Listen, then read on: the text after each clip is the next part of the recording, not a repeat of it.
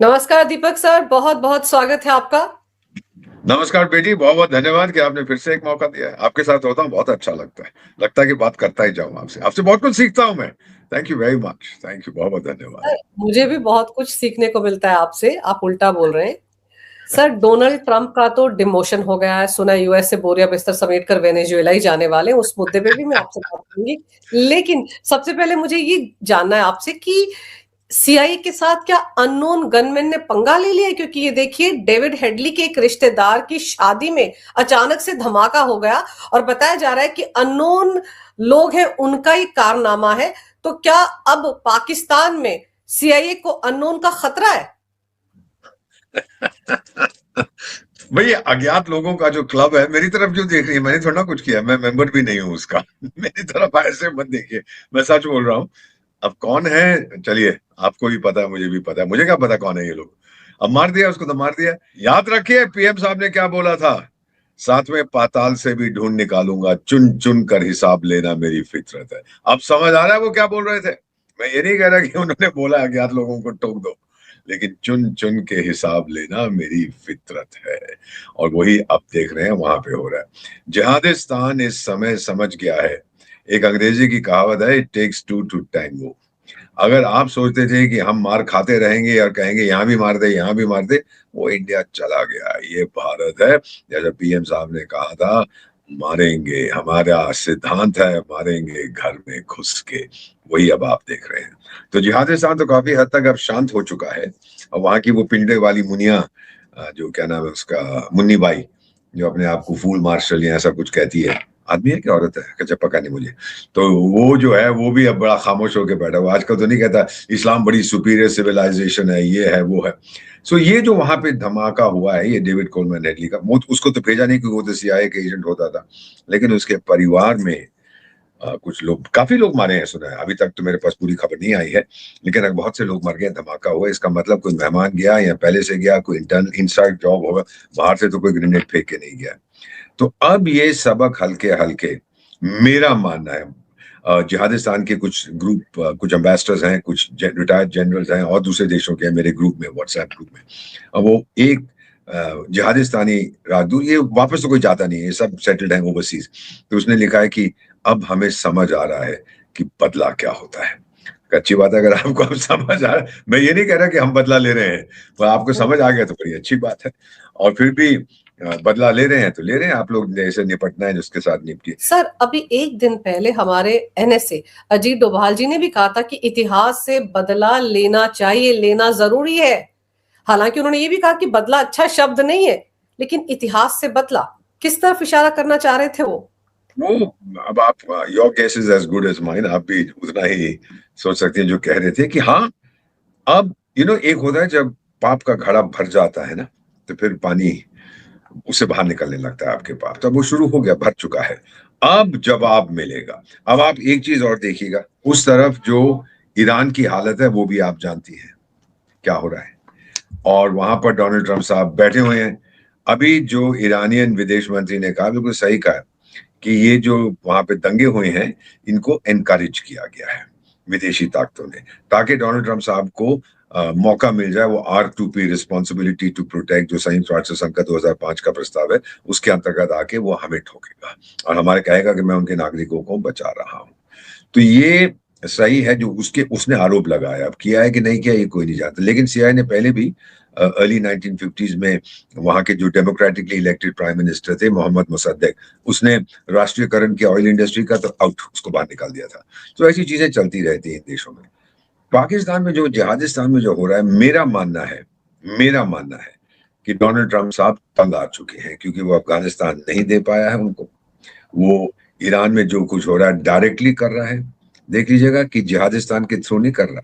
पहले तो लोग कहते थे वो जिहादिस्तान का इस्तेमाल करेगा, एयर बेसिस करेगा, कुछ नहीं। उसको जरूरत नहीं है एयर बेसिस की बेटा। वो लॉन्ग डिस्टेंस, अब मिड एयर रिफ्यूलिंग जहाज भी पहुंच गए हैं। इसका मतलब कि हवा में जहाज निकलता है, अमेरिका से निकलता है, उसको हवा में ही उसको भर दिया, फिर वो आगे जाएगा।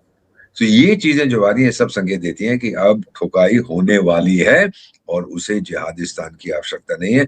अभी तक पिंजड़े वाली मुनिया नहीं गई है, बोला था कि मैं जा रहा हूं, फिर से उसने बोला है। अभी ट्रम्प भी समझ गया कि इस गधे के हाथ में कुछ नहीं है, बकवास करता है। सो ये कहानी है जो मैं देख रहा हूं जिहादिस्तान की। और अब कौन इनको ठोक रहा है? वही ठोक रहे हैं जिन्होंने ओसामा बिन लादेन को ठोका था शायद, या जो दूसरे जिहादियों को ठोका था। मुझे क्या पता कौन है ये लोग। वो अच्छा काम कर रहे हैं, करते रहे। लगे क्या है, लगे रहो मुन्ना भाई। करो जो करना है आपने वहां पर। सर क्योंकि क्या होता है ना, पाकिस्तान में अगर एक चींटी भी मर जाए तो भी भारत का नाम घसीट लेते हैं। और अभी तो हमारे एनएसए ने भी सीधे सीधे जैसे ही स्टेटमेंट दिया कि इतिहास से बदला लेना जरूरी है, तो और अगले ही दिन ये कांड हो गया। तो ये लोग तो पाकिस्तान में जो बैठे हुए हैं ना तथाकथित बड़े बड़े धुरंधर, वो तो यही बोलते रहते हैं ना कि सबके पीछे भारत है, भारत है। मतलब वो डरे हुए हैं। मुल्ला मुनीर भी क्या पता किसी बंकर में छिप कर बैठ गया हो इस हमले के बाद। 100% किसी बंकर में चिपके बैठ गया, कि उसको पता है कि अगर ये डेविड कोलमैन हेडली जो हमारा डार्लिंग था, स्वीट हार्ट था, उसके परिवार तक पहुंच गए तो फिर मैं कौन से खेत की मूली हूं, मुझे तो एकदम उठा लेंगे ये लोग। अब ये बता दे, कह रहा कि मैं एक स्टेटमेंट दी थी कि ब्रसल्स वसल में गया था पाकिस्तानी डायस्पोरा से मिलने के लिए, तो वहां बोला मेरी बस एक तमन्ना है, मैं मैदान जंग में शहीद होना चाहता हूँ। यार एड्रेस भेज दे, मैं तेरे को शहीद कर देता हूँ। दिक्कत क्या है उस बात? आजा बॉर्डर पे, मैं वहीं शहीद कर देता हूँ तेरे को। गधे, बेवकूफ लोग हैं। लेकिन एक चीज है ना कि जो आपने बिल्कुल सही कहा बेटी, योर असेसमेंट इज 100% एक्यूरेट। डर गए हैं। पहले इनको डर नहीं था। पहले ये था कि भाई जितना मर्जी हम करते जाएं, चलो। एक कोई मूवी भी आई थी, ये जो प्लेन हाईजैक हुआ था ना कंधार का, उसके बारे में।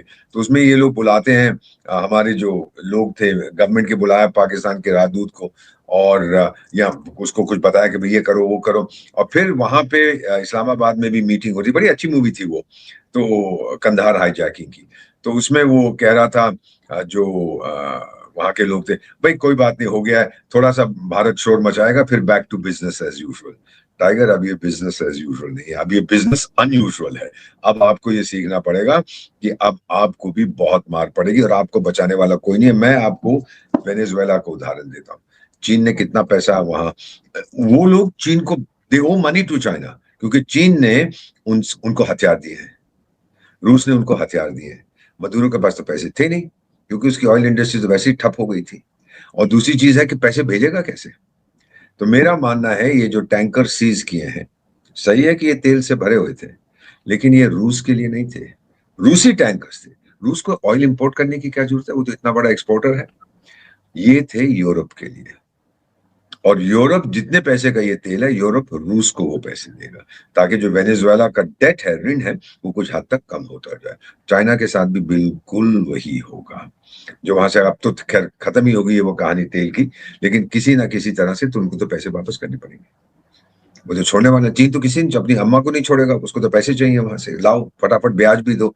तो अभी देखने वाली चीज है क्या होता है। अब जो मेरा मानना है बेटा, आप मीडिया में हमें बताते हैं क्या हो रहा है, आपके फौजी भाई बताएंगे कैसे हो रहा है, इतने जहाज आए, ये किया, उनके रेडार सिस्टम को खत्म कर दिया, उनको पता नहीं लगा। हम सोचने की कोशिश करते हैं क्यों हो रहा है। जो कुछ इसने वेनेजुएला में की, एक मेन चीज जो मेरा मानना है, उसने दुनिया को एक संदेश देने की कोशिश की, मुझसे पंगा मत लो। और चार्जेस क्या लगाए? ये नहीं बोला कि वहां एंटी अमेरिकन डेमोन्स्ट्रेशन हो रही है, या ये जो वेनेजुएला का राष्ट्रपति, नाम भी भूल, मदुरो, वो अपने नागरिकों को मार रहा है। जो ईरान पे आरोप लगाया वो दूसरा है। वो तो R2P, रिस्पॉन्सिबिलिटी टू प्रोटेक्ट का है, 2005 का जो संयुक्त राष्ट्र संघ का जो प्रस्ताव है। इसने बोला कि वो आतंकी था, वो नारकोटिक्स भेजता था, गन स्मगलिंग करता था, इलीगल इमिग्रेशन का वो आरोप लगाया।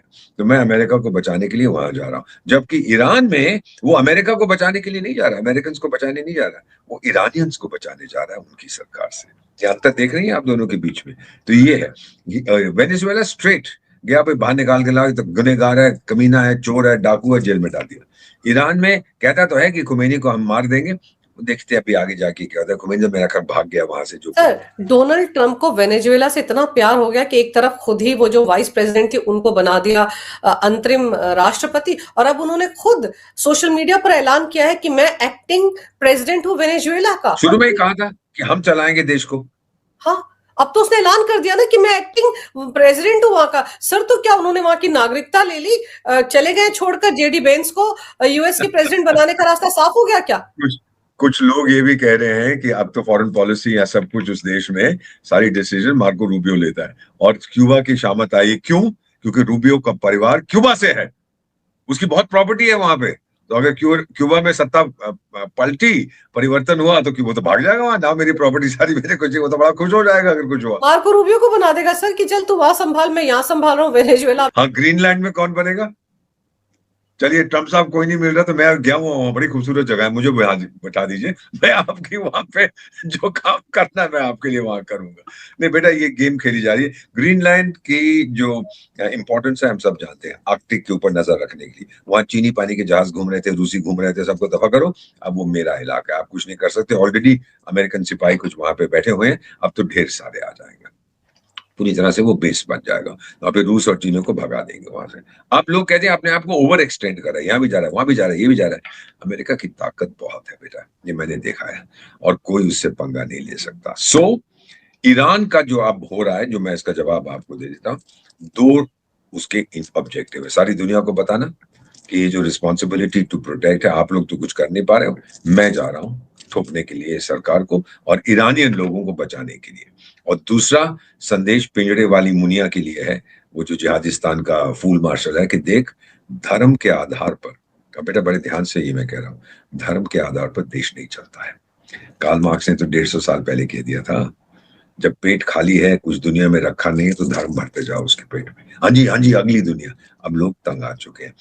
जो लोग सड़कों पे उतरे हैं, अधिकांश यंग गर्ल्स हैं, वो जिहाद का नहीं कर। और फिर खमेनी साहब की तो फोटो मैंने देखा है, मेरा नहीं ख्याल वो ये आई था, वो जेन्युइन था। उसकी तस्वीर को जला के तो अपने सिगरेट सुलगा रही थी उसके साथ, ईरान की महिला का। मतलब कितनी नफरत है, क्योंकि भविष्य क्या है, काला अंधेरा है, ना एम्प्लॉयमेंट है, महंगाई इतनी बढ़ गई है, ना तनख्वाहें बढ़ रही हैं, क्या करेंगे बच्चे? तो वो सड़कों पे उतर आए, और ये रुकने वाला नहीं है। अब ट्रम्प कह रहा है कि ईरान मुझसे बातचीत करने को तैयार है, फिर देखते हैं, हम कांटेक्ट एस्टेब्लिश कर रहे हैं। इसका मतलब ये है कि उसने कहा है खमेनी आउट, नई सरकार जो आएगी वो प्रो अमेरिकन होगी। सर वो रेजा पहलवी जो शाह खानदान से ताल्लुक रखता है, वो भी बड़ी बड़ी बातें कर बेटा है लाश शाह का, वो आ सकता है, उसको ला सकता है डोनाल्ड ट्रम्प। ये ना मेरा है, तो वो टोटली चमचा डोनाल्ड ट्रम्प का, अमेरिका का। मेरा नहीं माना कि इतनी आसानी से उसको स्वीकार करेंगे। अंदर से ही कोई आएगा, कोई एंटी खमेनी कोई आएगा, और फिर से अमेरिका के साथ दोस्ती कर रहा है। एक जमाना था डायरेक्ट फ्लाइट होती थी बेटा टेल अवीव से तेहरान तक, और तेहरान से टेल अवीव। जो अमीर ईरानी थे उसके शाह के टाइम में, शाह ईरान के टाइम में, रजा पहलवी के टाइम में, वो तो टेल अवीव के नाइट क्लब और बार में जाते थे। सबने अपनी इजरायली सहेलियां रखी हुई थी, तो वो तो डायरेक्ट फ्लाइट्स होती थी। वो सब खत्म हो गया फिर जब से ये मूल्य आए यहाँ पर। तो अभी जो है मेरा मानना कि आप धर्म के आधार पर नहीं चला सकते। और फिर एक अनरिलेटेड क्वेश्चन है बेटा, आप मुझसे ज्यादा जानकार हैं और बहुत से लोग, करोड़ों लोग आपका प्रोग्राम देखते हैं। मैंने बहुत पढ़ने की कोशिश की है, मेरे पास ढेर सारी किताबें हैं इस्लाम पर। धर्म से मुझे कोई दिक्कत नहीं है, मैं ये समझने की कोशिश कर रहा हूं, मैं एक साधारण व्यक्ति हूं, मेरे जीवन को क्या फायदा हुआ इस धर्म से, मैं समझना चाहता हूं। सऊदी अरेबिया अमीर कैसे हुआ, इस्लाम के कारण या उसके तेल के कारण? यूएई अमीर कैसे हुआ, तेल के कारण या इस्लाम के कारण? जिहादिस्तान ने अपना बम जो मांग लिया, भीख में ले लिया चीन से या अमेरिका से, वो क्यों लिया? इस्लाम के कारण या फिर अपने यूटिलिटी कि आप उनके पहरेदार रहेंगे उसके लिए?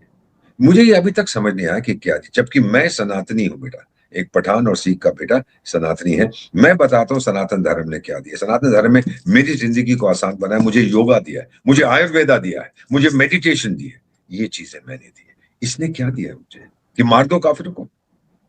मैं समझने की कोशिश, अगर आप समझ सको तो मुझे भी समझाना कि व्हाट पॉजिटिव कंट्रीब्यूशन इसने किया। इसीलिए चीन नफरत करता है इस्लाम से, बंद कर रखे हैं उइगुर। रूस को मालूम है चेचन लोगों ने कितनी बगावत की थी, वो भी नफरत करता है। बाकी कहने के लिए हमारा बड़ा अच्छा सिविलाइजेशन था, ये था वो था, अरे क्या था और कहाँ गए आप? कहाँ? आपकी आंखें सर के पीछे हैं या सर के आगे हैं? मेरे तो सर के आगे, मैं तो आगे की तरफ देखता। ये एक चीज है जो मुझे अभी तक समझ नहीं आई, अगर आप समझ सको मुझे जरूर बताना। अभी जो दुनिया में उथल पुथल हो, it's not world war, it's a world at war. लड़ रहा है, ये उसके साथ लड़ रहा है, उसके साथ लड़ रहा है, इसके साथ लड़ रहा है, लड़ी। लेकिन डोनाल्ड ट्रंप ने हिला दिया है दुनिया को। malignant narcissism, मैं, आई, मी, माई सेल्फ, और दुनिया में कोई नहीं है। सो आप देखेंगे अभी क्या हो रहा है। अगले 48 घंटे में ईरान का मुल्ला, तू तो गयो ठाकुर, तू तो गयो, वो चला जाएगा, या अंदर के लोग उसको मार देंगे। दूसरा, आप देखेंगे कि गाजा में फिर से दंगा होगा, जो इस समय हो रहा है। फिर रहती है बात ग्रीनलैंड की, नेटो की फोर्सेस आ रही हैं जी ग्रीनलैंड की रक्षा करने। अरे अमेरिका से भिड़ोगे? जो वो कौन है, वो स्टारबक्स वाला, जिसको मैं star war, Starbucks, Britain prime minister है, हाँ वही स्टारबक्स। 70,000 की फौज है और सबके इतने इतने मोटे मोटे पेट बाहर निकले, वो लड़ेंगे अमेरिका के साथ? अरे अभी तक तो नेटो को जो तुम तोड़ना चाहते हो तोड़ दो, बहुत अच्छी बात है, रूस तो बांग्ला करेगा, लेकिन अभी तक तो अमेरिकन को छोड़ दो, 65 करोड़ नेटो के निवासी के नागरिक 34 करोड़ अमेरिकियों के हाथ जोड़ते थे कि हमें 15 करोड़ रूसियों से बचाओ। तो अब एकदम से कहां से ताकत आ गई? वो जर्मनी वाला यहाँ आया हुआ है, उसने भी कहा कि मैं इतनी बड़ी आर्मी करूंगा, उतनी बड़ी आर्मी करूंगा।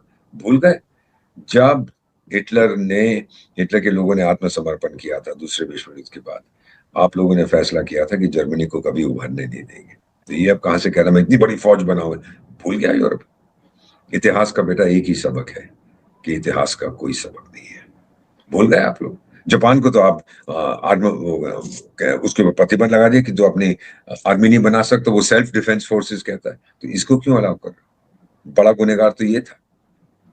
सो दीज आर इश्यूज जो देखने वाली है, क्योंकि सिलेक्टिव मेमोरी होती है, ये याद है वो भूल गए। सो माई फीलिंग कि रूस अब बड़ा खुश होगा अगर ये नेटो की फौजें ग्रीनलैंड में, ट्रंप तो कल जाके ले लेगा, उसको क्या फर्क पड़ता है? कौन जाके लड़ेगा, कौन उसकी मुखालफत करेगा? कहने के लिए बड़ा अच्छा है, हम भेजेंगे, हमारे इतने आएंगे उतने आएंगे। तुम्हारे लोगों को लड़ना वड़ना तो आता नहीं है, तो क्या करोगे? सर डोनाल्ड ट्रंप ने ये जो शगुफा छेड़ा है कि मुझको तो बातचीत का ऑफर आ रहा है ईरान से, वो बातचीत को तैयार हैं, सर कौन ऑफर कर रहा होगा? खमैनी ने तो साफ कहा था हम तो हथियार नहीं डालेंगे, आएंगे तो ठोक देंगे, तो बातचीत के लिए उसको ऑफर कौन दे रहा है? मैं बता देता हूँ कौन दे रहा है। बेटा मुझे 52 साल हो गए नीति में। लाइन ऑफ कम्युनिकेशन कभी टोटली बंद नहीं करते हैं, एक खुली रहती है हमेशा। गाली गलोच है, जिहादिस्तान के साथ भी कम्युनिकेशन चलती रहती है। अगर इंटेलिजेंस लेवल पे चले, या ट्रैक 2 में कहते हैं, ट्रैक 3 में कहते हैं, या इकोनॉमिक लेवल पे चले, या आपके बिजनेस में। कई बार हमने संदेशा भेजा है जिहादिस्तान को, तो हमारे कोई एकेडमिक लोग गए हैं देने के लिए, बिजनेसमैन लोग जाते हैं देने के लिए, सिमिलरली उस साइड।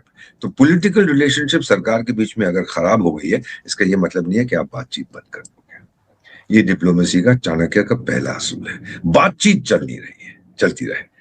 अब आगे कुछ होता ही नहीं होता, लेकिन एक क्या कहते हैं, दरवाजा बंद हो जाता है, खिड़की तो खुली रखो।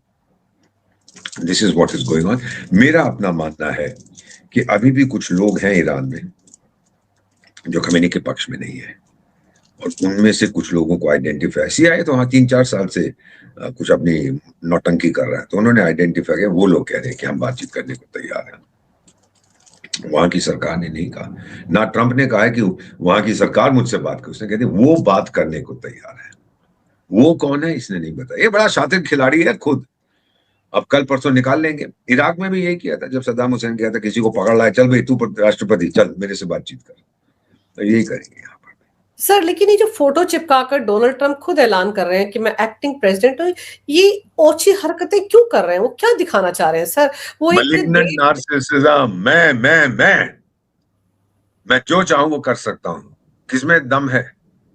रोक ले मुझे, रोक सके तो रोक ले, कोई नहीं रोक पाएगा उसको। अब देखिए ईरान पर भी हमला होगा ना, तो ईरान के कौन दोस्त हैं? दो बड़े अच्छे दोस्त, उसका एक रूस है, दूसरा चाइना। क्या बोलेंगे? हो बुरी बात बुरी बात बुरी बात, फिर दोनों शांत हो जाएंगे। ईरान अकेला है, टोटली अकेला है, कोई उसको पसंद। वो हुती फूती का आदमी कह रहा था सारे मिडिल ईस्ट को मिलके ईरान की रक्षा करनी। क्यों भाई, तेरा चाचा है वो? सऊदी अरेबिया क्यों करेगा? ईरान की इतनी हालत खराब हो रही है बेटा पिछले 2-3 साल में, जो प्रतिबंध लगे हैं, इकोनॉमी तो खत्म हो चुकी है उसकी, लेकिन उसका जानी दुश्मन सऊदी अरेबिया था, सुन्नी शिया। उससे भी समझौता कर लिया, चीनियों ने करवा दिया था, और चीन बड़े फुदक रहे थे, हमने करवा दिया। टर्की से उसकी जानी दुश्मनी, वहां से भी दोस्ती हो गई। पाकिस्तान से उसकी बिल्कुल बनती नहीं है, वहां पर भी पहुंच गया। ओ मेरे भाई, मेरे डार्लिंग, मेरे स्वीट हार्ट, वो सब ठप हो गया। तो ईरान ने पूरी कोशिश की है कि किसी तरह अमेरिका के शिकंजे से मैं बचूं, बचना बड़ा मुश्किल है। आप यहां तो फिर आपके पास भारत की ताकत हो, ताकि हम कहते हैं आजा आजा भिड़ना टाइगर तो भिड़ जा हमारे साथ। लेकिन एक चीज आपने नोटिस की होगी, ये हमारी डिप्लोमेसी है, कूटनीति, हमने गाली गलौच नहीं किया है, किसी को गाली नहीं दी। ट्रम्प जो मर्जी कहे कि मैं भारत में ये कर दूंगा वो कर दूंगा, हम कहते हैं बड़े अच्छा है भाई, अच्छे चलो बातचीत होगी, हमारे बड़ा अच्छा लगा आपसे मिलके, गेम ओवर। सो ये चीजें बेटा हैं जो आपको इनको ध्यान में रखना चाहिए कि जो कुछ इस समय में हो रहा है, जो भी ट्रम्प कह रहा है, वो प्रिडिक्टेबली अनप्रिडिक्टेबल है। हम सबको मालूम है कि आगे क्या करेगा, वो किसी को नहीं मालूम, कि हमें मालूम है कि हमें नहीं मालूम वो क्या करेगा। सर एक तरफ वो लुटनिक कहता है कि गाड़ी चली गई, अब तो ट्रेड डील हो नहीं सकती, और अभी सर्जियो गोर ने ऑफिशियली जो कार्यभार संभाल लिया है भारत में एम्बेसडर के तौर पे, उसके तो बिल्कुल सुर बदले हुए हैं। वो तो कह रहा है कि भारत अमेरिका का बहुत अच्छा दोस्त है और अभी भी ट्रेड डील चल रही है, कल ही बातचीत होने वाली है। तो ये सब क्या है? मैं बता देता हूँ ये क्या है। जब मैं राजदूत बन के जाता हूँ किसी देश में, तो मैं बाकी राजदूतों से भी मिलता हूँ। नॉर्मली हम लोगों का अपना ग्रुप होता है। जैसे मैं देश एक्स में गया तो मैं अमेरिकी राजदूत, रूसी राजदूत, चीनी से, इससे उससे सबसे पूछता हूँ, और ये पूछता हूँ कि भाई इनके साथ कैसे डील करना है। मैं नया आया हूँ, मुझे मालूम नहीं है कि इनकी मंशा क्या है, कैसे बात करते हैं, किस टाइप के लोग हैं। इन्होंने बताया होगा, अवश्य बताया होगा गौर को कि टाइगर जो भी है पंगा मत ले, तो इनके साथ अगर पंगा लेगा, गाली गलौज करेगा तो तू आउट हो जाएगी, तेरे से कोई बात नहीं करेगा। ये हम दूसरे देशों के साथ कर चुके हैं। एक होता था वो डस्टबिन ट्रूडो, याद है आपको? कौन सा देश था उसका? ट्रूडो का कनाडा। जो भी, हाँ वही वही वही सर मुझको एक डस्टबिन। बात बोलिए, सर आप जो नामों को अलग अलग तरह से बोलते हैं, मैं तो खुद लुटनिक को पुटनिक पुटनिक ही बोलती रहती हूँ, फिर मुझे याद है वो तो लुटनिक है। अब मैं बुढ़ा हो गया हूँ, नाम भूल जाता हूँ, तभी तो अपना नाम लिख के रहता कि मुझे ही याद रहे मेरा नाम क्या है। तो ये जो डस्टबिन था, इसके राजदूत ने दो तीन चीजें कही, हमने बिल्कुल उसको आइसोलेट कर दिया, कोई मिलता नहीं था उससे। वो विदेश मंत्रालय में आता था, मिलने के लिए बोला भाई चपड़ासी बाहर खड़ा है, उससे बात कर ले जो करनी है। So that is a signal कि हम तेरे से बात नहीं करना चाहते, हमारे संबंध ठीक नहीं है आपके साथ, क्योंकि यू आर मिसबिहेविंग। तो यही चीज होती है कि हम पहले पता। अब मैं कुछ ऐसे देशों में था जहां पर कट्टर इस्लाम पंथी लोग वहां पे राज करते थे, लेकिन मैंने कभी जाके उनसे कुछ नहीं कहा। मैं ये चाहता था कि साहब आपका तो बड़ा जेंटल धर्म है, बड़े अच्छे लोग हैं, etcetera, because they want to be flattered. वो चाहते हैं उनकी सराहना हो। मैं गाली, ये गोर साहब भी ये समझते तो कहीं तजाकिस्तान, कजाकिस्तान या तजिकिस्तान या कहीं से है ना, उधर ही कहीं से है ये उसका ओरिजिन। तो ये जो आया है इसने भी समझ लिया बाकी लोगों से बात करके कि भारतीय ब्यूरोक्रेसी, भारतीय मीडिया, भारतीय सिविल सर्वेंट से पंगा मत लो, क्योंकि फिर ये इकट्ठे होकर आपको एक्सक्लूड कर देंगे, कोई आपसे बात नहीं करेगा। इसीलिए अब वो अच्छी अच्छी बातें कर, ट्रम्प जो मर्जी करता रहे वहां पर, तो बहुत दूर बैठा है। Man on the spot is God. और राजदूत का ये काम होता है कि अच्छे संबंध बनाए, तो वो बड़ी प्यारी प्यारी बातें करेगा तो वही जो ट्रम्प कहता है, लेकिन हमें खुश करने को प्यारी बात, अरे आप तो महान लोग हैं, आप तो भगवान के साथ हैं, आप तो उससे भी हैं, ये भी हैं। बट हम भी जानते हैं ये खेल, मैं भी खेलता हूँ, वो भी खेलता है, ये तो खेल है, डिप्लोमेसी में हम खेलते हैं इसको। सर सर्जियो गोर को तो पुतिन का आदमी भी बोला जाता है कि वो केजीएफ मेरा, ऐसा भी बोला जाता है। फॉर्मर सोवियत संघ के एक हिस्से का तो है ना, वो वहां से आता है, तो कहते हैं कि उसका उसके साथ भी दोस्ती है। अब देखते हैं मैम क्या होता है, लेकिन अभी कुछ कहना बड़ा मुश्किल है, क्योंकि जो मैं देख रहा हूं कि मैं क्या कहते हैं, मैं तो अंडा सवेरे तोड़ के खाना चाहता है, वो तो मेरे मुंह पे आ जाता है, एग ऑन माई फेस, कोई पता ही नहीं लगता कि आज की प्रिडिक्शन की 1 घंटे के बाद बदल दो। सो अभी जैसा हमने जिहादिस्तान की बात की है, अब वो कंगलादेश में भी कुछ हो रहा है, वो यूसलेस खान का भी तख्ता पलट होने वाली है। अब इलेक्शन होती है कि नहीं मालूम, कुछ पता ही नहीं क्या हो रहा है। जो हो रहा है जो हो रहा है, पर ट्रम्प को मालूम है मुझे अमेरिका ग्रेट बनाना है अगेन। अब तो मीगा पे शुरू हो गया, मेक ईरान ग्रेट अगेन, यानी मुल्लों को बाहर निकाल के ग्रेट बना उसको। तो अच्छी बात है, शुक्र है कि उसने कहा मेक इंडिया ग्रेट अगेन। भाई तेरी ग्रेटनेस हमें नहीं चाहिए, तुझे मुबारक हो, तू वहां पे रहा। हमने फिर भी हमने इसको गाली नहीं दी है। आपने नोटिस किया ये, हमारे प्रधानमंत्री ने कुछ नहीं कहा, ये जो मर्जी कहता रहे, हम लोग बहुत मैच्योर लोग हैं, क्या फायदा गाली देने। सर वो बेचारा फोन का इंतजार करता रह गया, पीएम मोदी ने फोन नहीं किया, कितना मुंह मैंने फोन सजा नहीं के। किया, और फिर he has to make me happy। क्यों भाई, तू कौन है, चाचा है मेरा कि तेरे को खुश करूं? तू मेरे को हैप्पी कर, फिर हम बात करते हैं। ये ट्रेड डील होगी, क्योंकि है कौन उसके पास, और चीन के साथ तो बात नहीं हो रही, यूरो के पास पैसे नहीं है, बचता मैं। रूस वहां बैठा हुआ, रूस मजे से देख रहा है, मैं यूक्रेन को खाता जा रहा हूँ, हल्के हल्के करके चॉप चॉप चॉप चॉप करके खा जाऊंगा, 30% मुझे चाहिए, उसका कोयला मैंने हड़प कर दिया, रॉ मटेरियल जो हड़प कर लिए, मिनरल क्या रेयर अर्थ मिनरल्स वो भी मैंने हड़प कर दिया, बाद में देख के समझौता कर लेंगे, खत्म। और वो सर्कस का जोकर ये कर दूंगा वो कर दूंगा, कर यार कर। अब तो नेटो ग्रीनलैंड को डिफेंड करने जा रहा है, तेरे को भूल गए सब, यू फॉलो, वो तो डेनमार्क का ऑफिशियली हिस्सा है, वैसे तो डेनमार्क को भी इस ग्रीनलैंड इसको कुछ इसी में पिछली शताब्दी की शुरुआत में अमेरिका ने इनको दिया था ग्रीनलैंड। तो कहने का ये है कि अब यूक्रेन वाले को समझ आ रहा है कि यार अब तो और भी गम है जमाने में यूक्रेन के सिवा, अब वो तो सारी फौज उनकी ग्रीनलैंड की तरफ जा रही, तो मेरा क्या होगा, अब तो रोता फिरता हाय मेरा क्या होगा कालिया, तेरा कुछ नहीं होगा, तो बैठ के लड़, जितना तूने करना था कर लिया, अब जा ऐश कर। वैसे जाएगा वो ग्रीनलैंड, जाके बोलेगा मैं आ गया हूं तुम्हारी रक्षा करने, दो झापड़ पड़ेंगे, भाग जाएगा वहां से। तो ये चीजें हैं बेटा, मैंने ये सब देखा है अपनी जिंदगी में। सर जो वेनेजुएला वाला मामला, उसमें एक थ्योरी ये भी चल रही है कि इन्होंने सोनिक वेपन का इस्तेमाल किया है, जो हाई डेसिबल की ऑडियो होता है उसकी कोई नहीं नहीं, उस तरह का इन्होंने हथियार इस्तेमाल इस्तेमाल किया। नहीं नहीं नहीं, वो तो ऐसी कहानियां है, इन्होंने इस्तेमाल किया है उसकी कंप्यूटर सिस्टम को बिल्कुल ध्वस्त कर दिया था, जो हमने किया था नूर खान एयरबेस में। तो इतना आज फ्लाई बाय वायर जो होता है ना, टेक्नोलॉजी बढ़ गई, जो हवाई जहाज भी उड़ते हैं, रेडार पे तो नजर आ रहा है कि आसमान साफ है, 150 उनके हेलीकॉप्टर मंडरा रहे हैं, वो सब के अंदर घुस के उसको बर्बाद कर दिया था विदाउट फायरिंग अ बुलेट।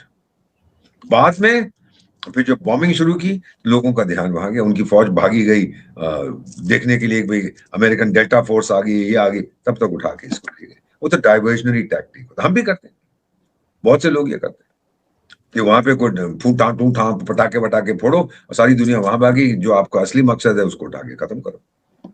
मेरा मानना है, अब पता नहीं अज्ञात लोग मेरी बात सुन रहे हैं कि नहीं, कि पिंजड़े वाली मुनिया भी ठाकुर तू भी गयो, बहुत जल्दी तू जाएगा, देख लीजिएगा आप। भविष्यवाणी नहीं करता, लेकिन कर्मा पकड़ लेगा इसको। सर 2 दिन पहले तो डोनाल्ड ट्रंप कह रहे थे कि पुतिन अमेरिका से डरता है, अब डोनाल्ड ट्रंप कह रहे हैं कि ग्रीनलैंड पे अगर मैंने कब्जा नहीं किया तो चाइना और रशिया घुस जाएगा वहां पर, तो फिर डर कौन किससे रहा है सर? डोनाल्ड ट्रंप अपनी परछाई से डरता है, और क्या बात है। बट आप देखिएगा अभी क्या होने वाला है। ये इसको कोई रोक नहीं सकता, ही इज अनस्टॉपेबल। और कहानी आ रही है कि अमेरिकन आर्मी कह रही है अभी ग्रीनलैंड पे हमला मत करो, अभी हम तैयार नहीं है, बकवास है, दे आर टोटली रेडी। फौज क्या कर सो रही थी अभी तक वेनेजुएला में, उसको क्या फौज तो खत्म हो गई वहां पे, सारी कहानी खत्म ना, वो यूक्रेन की कोई मदद कर रहा है, अपने सिपाही भेज रहा है, अब जो सारी फौज बैठी क्या करेगी, चुले तो नहीं खाएगी। मैकडोनल्ड मैकडोनल्ड उसका नाम मैकडोनल्ड ट्रंप है ना, नहीं डोनाल्ड ट्रंप, हाँ, तो वो मैकडोनल्ड के हैमबर्गर थोड़ा ना खाएंगे, जाएंगे लड़ने के लिए, काम है उनका लड़ना है, और कोई उनकी का मुकाबला नहीं करेगा बेटा। एक मेरा मेरा मानना है, दुनिया में चंद गिनी चुनी फौजें हैं जैसे भारत की है जो उनसे डट के मुकाबला करेंगी, बाकी और कोई नहीं करेगा। अभी तक तो यूरोप अमेरिका अमेरिका अमेरिका, मुझे तकलीफ हो रही है आओ मुझे बचाओ, अब तो दूसरी बात हो गई है, तो बड़ा गंदा है, तू चोर है, तू डाकू है, तो बदमाश। ट्रम्प ने कहा तो हाँ तो सही, मैं बताता हूँ तेरे को मैं कौन। दैट्स द कहानी। सर जो जर्मनी के चांसलर भारत में है, अपनी सबमरीन बेचने आया है, और क्या, उसको उसको साबरमती का भोजन इतना पसंद नहीं है, पतंग उड़ाने आया है। वो कहते हैं ना फ्लाइंग अ काइट, ये काइट नहीं थी तो असली काइट वहां पे वो इंटरनेशनल काइट फेस्टिवल में, देखा क्या जबरदस्त चीज है काइट फेस्टिवल, आ गया, अब बेंगलुरु जा रहा है। तो हमारी दोस्ती तो बड़ी मजबूत है, लेकिन हमें ये भी याद है कि 71 में उन्होंने हमारा समर्थन नहीं किया था, उस समय वेस्ट जर्मनी, कारगिल का जंग हुआ, हमारा समर्थन नहीं किया था, हमारे न्यूक्लियर जो हमने टेस्ट किए थे उसमें हमारा समर्थन नहीं किया था, न्यूक्लियर एक्सप्लोजन में, बल्कि निंदा की थी। ये सब हमको याद है। आज आ गया क्योंकि मार्केट हमारा सबसे बड़ा है, तो आज तो मैं डार्लिंग डार्लिंग स्वीट हार्ट हो गया। अब धंधा मिलेगा या नहीं मिलेगा ये किसी को। वो गिफ्ट सिटी में भी गया था अहमदाबाद में देखने के लिए। तो ये बहुत सी चीजें हैं जिस पे बातचीत होगी, लेकिन ये है कि देखिए 4 देशों का देश बना, ग्रुप बना था, भारत, जर्मनी, जापान और ब्राजील परमानेंट मेंबर बनेंगे संयुक्त राष्ट्र संघ, वो भी ठप गया G4। जो 5 वहां कौरव बैठे हुए हैं पंचायत में, वो कहते हैं मजाल तुम लोगों की, तुम अंदर आओ, हम 5 हैं, हम सारी दुनिया की करेंगे, या दुनिया का क्या भविष्य है वो हम डिसाइड करेंगे। 81 साल हो जाएंगे इस साल उस बुढ़िया, मैं संयुक्त राष्ट्र संघ की बात कर रहा हूँ। तो मेरा अपना मानना है कि जो भी हम इस समय देख रहे हैं, जर्मनी वाला जो है वो सिर्फ आपके मार्केट के लिए आया बेटा, और कुछ नहीं, कल्चरल रिलेशन। और फिर उसको 2000 में जर्मनी में, आपको मजेदार चीज बताता हूँ, एक नारा चला था, किंडर स्टार्ट इंडर। ये हमारे आईटी वर्कर्स जा रहे थे, इसका मतलब होता है हमारे लोग भारतीय नहीं, हमारे बच्चे भारतीय नहीं, हमारे बच्चों को ट्रेनिंग में। लेकिन कुछ ही साल में समझ आया हमारे तो बच्चे नहीं हो रहे वहां पे, German mothers are not producing children.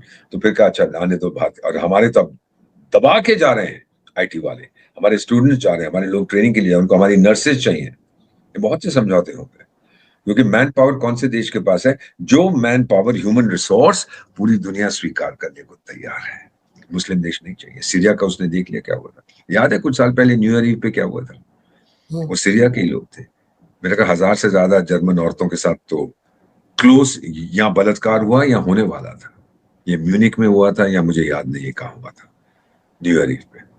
तो उन लोगों ने कहा, तो उनका उनका जो सिस्टम है बिल्कुल अलग है, हमारा सिस्टम दूसरा है। हम तो जानते हैं ये चीजें, कभी नहीं ऐसा करेंगे, भारतवासी कभी ऐसी चीजें नहीं करेंगे, हमारी परंपरा नहीं है बेटा, उनकी है। औरत को दबा के रखो। You follow what I am saying? बिल्कुल। इसीलिए जर्मनी मेरे लोग चाहता है, और कहीं कहीं नहीं मांग रहा। और किसी देश की, ना सऊदी से ले रहा है, ना जिहादिस्तान से ले रहा है, ना सोमालिया से ले रहा है, ना सीरिया से ले रहा है, ना लीबिया से ले रहा है। मुझे नहीं चाहिए। साफ नहीं कहेगा, ओपनली नहीं कहेगा, कहते भारत के लोग चाहिए, लीजिए। चीनी भी नहीं चाहिए उसको, क्यों? आगे चोरी करेंगे, सारी टेक्नोलॉजी वहां से चोरी करके चीन भेज देंगे। सो ये चीजें हैं बेटा, आफ्टर अ टाइम आपकी पोल खुल जाती है।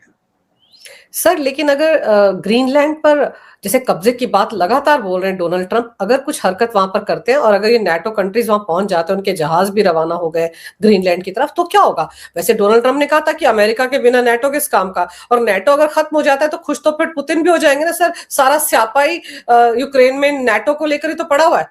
खत्म, अगर नेटो खत्म हो गया तो वो तो जो सर्कस का जोकर है, क्या नाम है उसका, बेगिंस्की, बेगिंस्की नहीं, जो भी जो बेग करता रहता है, यूक्रेन वाला, बेगिंस्की है ना उसका नाम, ऐसा ही कुछ है। तो वो वो वॉली डॉली मॉली जो भी उसका नाम है, वो तो खुदकुशी कर देगा कि जब खत्म ही हो गया नेटो, फिर मैं किसका। हाँ हाँ हाँ हाँ, एक मिनट एक मिनट, उसको एक बना सकता है वैसे, एक नया ग्रुप जिसमें होगा, यूक्रेन ज्वाइन कर सकता है, और वानुआटू ज्वाइन कर सकता है, और फिजी ज्वाइन कर सकता है। बड़ी शक्तिशाली फौजें, किसी की 500 की है, किसी की 150 की, उन सबको भर्ती कर ले और शहनशाह बन जाए उसका। Man is a fool, is a buffoon. तो पता नहीं कि दुनिया बदल रही है टाइगर, तेरा मौका गया। ये 2026, this is the year of the horse, ये घोड़े का साल है, बड़ा खतरनाक साल है। अभी तो पार्टी शुरू हुई है, आप देखते जाइएगा। सर अगले 24 घंटे आपके हिसाब से ईरान और आपके वो जिहादिस्तान और साथ ही साथ ग्रीनलैंड के लिए, सबके लिए चुनौती वाले रहने वाले हैं? कुछ होने वाला है वहां बहुत पर ऐसा? बहुत बड़ी चुनौती।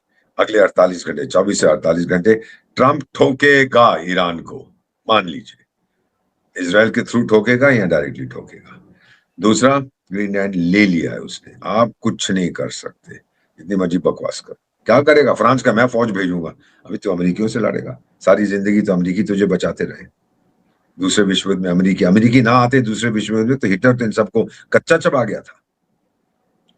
और फिर हिटलर ने वो गलती कर दी, सोवियत संघ पे हमला कर दिया, फिर सारा बदल ही गया, पूरी जो काया थी पलट हो गई। तो मेरा मेरा जो मानना है कि ये करेगा, और सब लोग शोर मचाएंगे। संयुक्त राष्ट्र संघ के जो वो बुड्ढा है, गुटरगू जो भी उसका नाम है, सेक्रेटरी जनरल, वो बोलेगा वो मैं बहुत कंसर्न हूँ, फिर सो जाएगा। 2-4 लगा के अपना पैग बड़े वाले सो जाएगा। फिर उठ के बोलेगा अभी आज क्या हुआ है सर, आज उसने ग्रीनलैंड भागा, अच्छा आई एम वेरी कंसर्न, फिर सो जाएगा। अबे तेरे कंसर्न होने से क्या होता है? फौज का है तेरे पास, ताकत है नहीं। वो कहने की चीजें बड़ी होती है। बिल्कुल सर, पूरी दुनिया में रायता तो डोनाल्ड ट्रंप ने फैला रखा है, लेकिन हमारे एनएसए अजीत डोभाल की बातों को याद कर करके पाकिस्तान में भी खलबली मची हुई है कि इतिहास का बदला लेना चाहिए। उनको समझ में आ रहा है पता नहीं कौन सा बदला, और ऊपर से अननोन लोग वहां पे भी ठोकम ठोकाई कर रहे हैं। अगर पिंजरे वाली मुनरिया को ठोक दिया, फिर देखते हैं क्या होता है। सर आपने समय निकाला इस विषय पर, बड़ी ही अहम जानकारी मेरे दर्शकों को दी। आपका बहुत बहुत धन्यवाद। नमस्कार। भारत माता की जय।